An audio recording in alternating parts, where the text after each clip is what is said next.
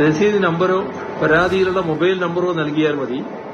പരാതികളിൽ 2 ആഴ്ചക്കുള്ളിലും കൂടുതൽ നടപടിക്രമം ആവശ്യമെങ്കിൽ പരമാവധി 4 ആഴ്ചക്കുള്ളിലും ജില്ലാതല ഉദ്യോഗസ്ഥർ തീരുമാനമെടുക്കും. കോട്ടയം മണർകാട് സ്വദേശി രാജുവിൻ്റെയും ഷെർലിയുടെയും വീട്ടിലാണ് ഞാനിപ്പോൾ നിൽക്കുന്നത്. സ്വന്തമായി കെട്ടിട നമ്പർ വരെയുള്ള ഈ വീടിന് എന്താണ് പ്രത്യേകത എന്ന് ചോദിച്ചാൽ, ഇങ്ങനൊരു വീട് ഈ പ്രദേശത്തുള്ളതായി മണർകാട് പഞ്ചായത്തിൻ്റെ രേഖകളിൽ ഒന്നും തന്നെയില്ല.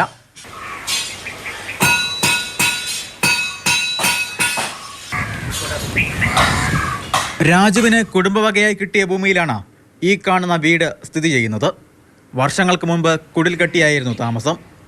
കുടിലിരുന്ന സ്ഥാനത്ത് രാജുവും ഷേർലിയും ചേർന്ന് പുതിയ വീട് വച്ചു. എന്നാൽ വീടിൻ്റെ കരമടയ്ക്കുന്ന കാര്യം തിരക്കി പഞ്ചായത്തിലെത്തിയപ്പോഴാണ് രേഖകളിൽ ഇവിടെ ഒരു വീടില്ല എന്ന കാര്യം കുടുംബം അറിയുന്നത്. വീട്ടുകാരം ഇതുവരെ വന്നില്ലായിരുന്നു.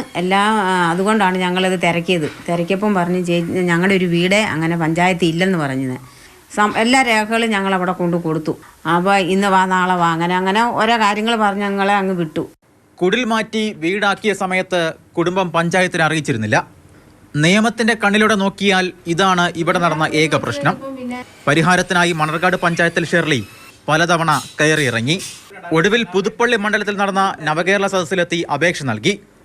എന്നാൽ അപേക്ഷ നൽകി 40 ദിവസം കഴിഞ്ഞിട്ടും അധികാരികളുടെ ഒരൊറ്റ ഫോൺ കോൾ പോലും ഷെർലിയെ തേടിയെത്തിയില്ല.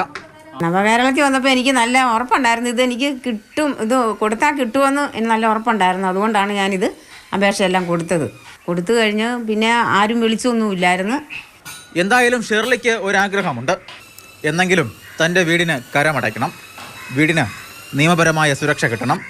അതിനായുള്ള കാത്തിരിപ്പിലാണ് ഈ അമ്മ. ക്യാമറമാൻ ജോബിൻ തേക്കടിക്കൊപ്പം ഷിനോ ജസ്റ്റി, മാതൃഭൂമി ന്യൂസ്, കോട്ടയം.